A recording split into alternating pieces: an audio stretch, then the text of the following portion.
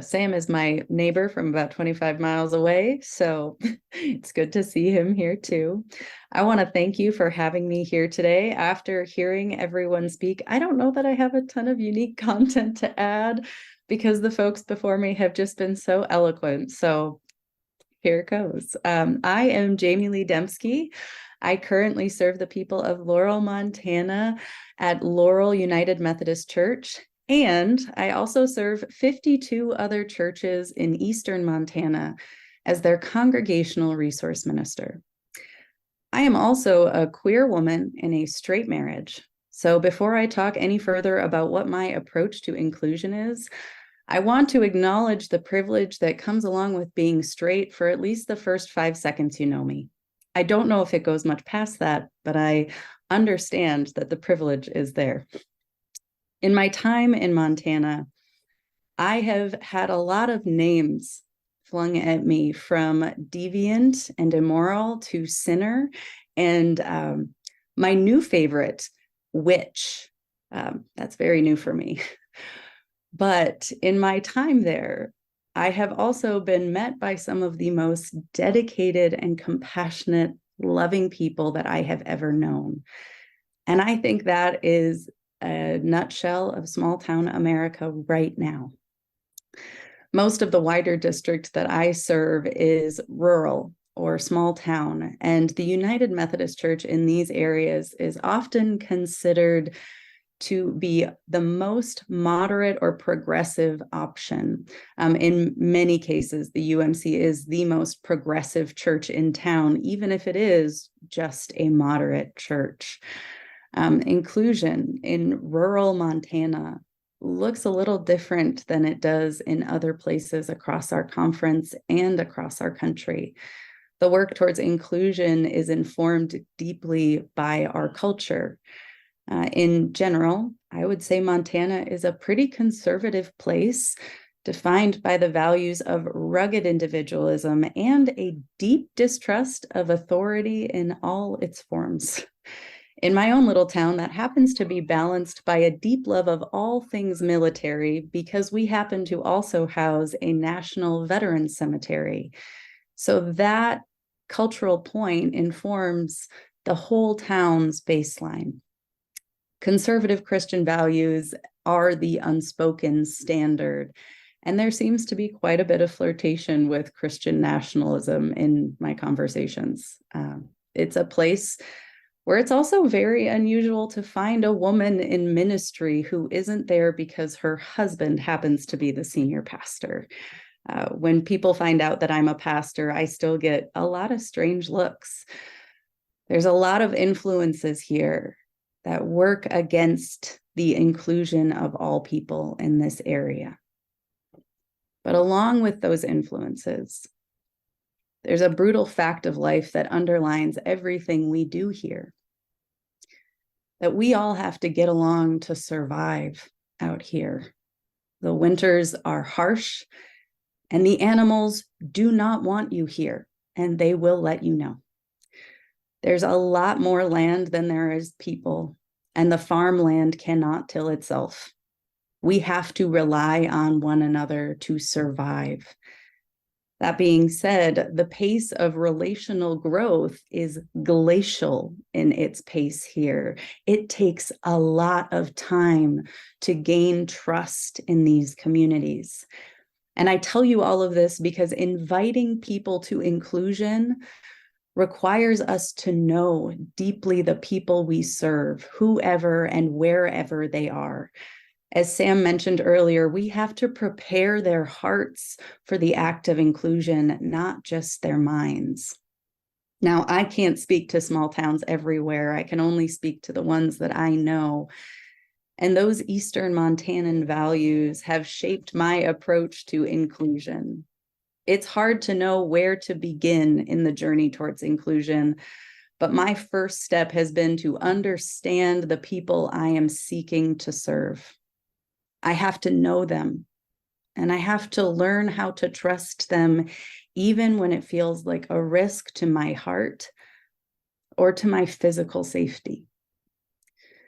I've learned more than anything that this work of trying to grow small inclusion in a small town, well, it's all relational.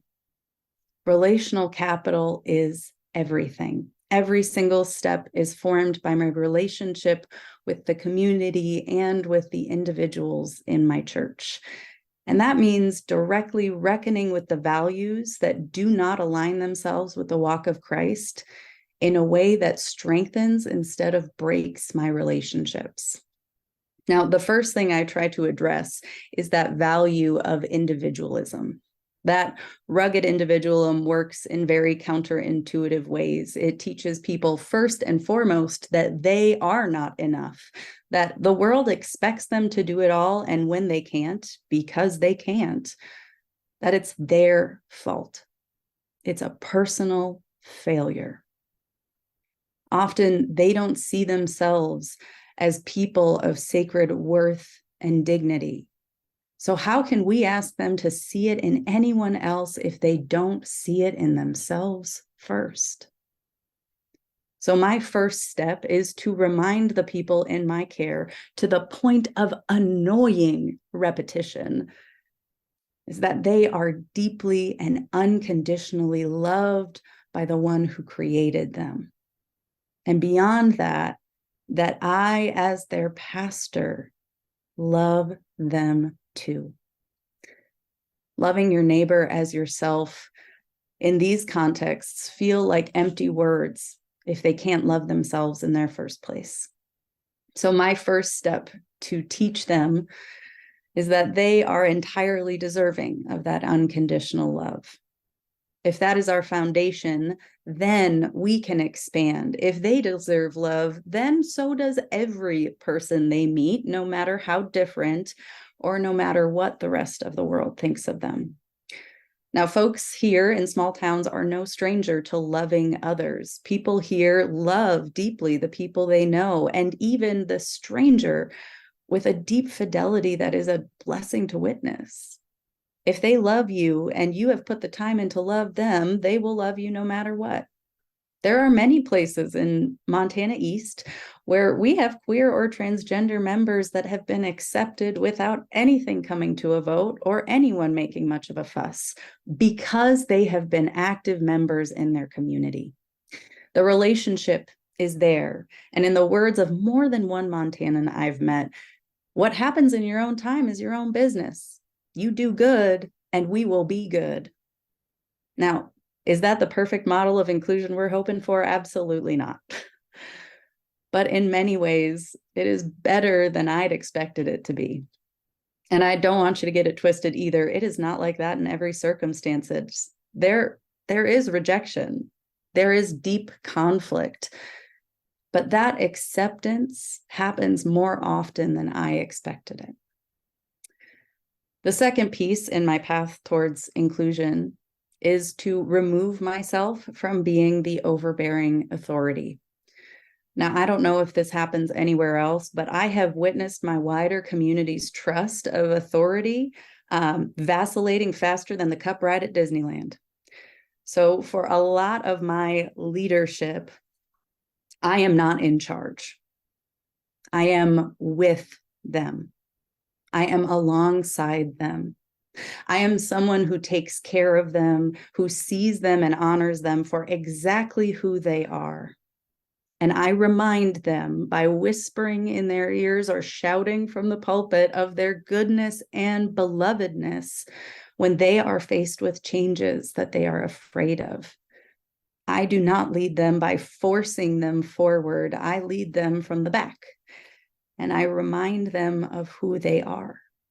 Beloved and brave, capable of a greater love than they can currently imagine. Now, the third piece of this inclusion puzzle for small town Montana is to recognize that you cannot push people outside of their comfort zones until they recognize that they have one, or until they see those boundaries as something worth pushing. If it isn't real, if it isn't personal, it's just not going to make it on their to-do list. They have cattle to feed, friends. They are busy. And we have the hard conversations, but we have to make time for them. We have to make time for the conversations that make us uncomfortable and push us past our growing edges. But those conversations happen very slowly, over a matter of months and years, not days. Now, there is a desire by myself and many others to put a timeline on it. Oh, sorry. You may hear a toddler in the background there. There's a desire to put a timeline on it, to push or pull people along. And all I can say is that in my experience, people genuinely do not enjoy being treated like cattle. They don't want to be pushed. They don't want to be pulled. They want to be honored for exactly who they are. Uh-oh. Someone's very sad today. I'm sorry. But their reasons for wanting to extend themselves will be unique to them. They won't move unless it matters to them personally. Their reasons for wanting to extend themselves will be unique to them, and you won't know it unless you are willing to engage with them in their anger and fear. I have found it very necessary to sit in their discomfort with them and be willing to be uncomfortable with them. I have to be willing to face questions that make me squirm. And I think they squirm right along with me. Now, I can't tell you about the long-term effectiveness of this attempt because I am living it right now. I am working on it right now. All I can promise you is that we are going to keep trying over here in this little corner of the country, and we will keep loving even when it is painful. Sometimes that's just the best we can do. Thank you so much for your time and for all of your work.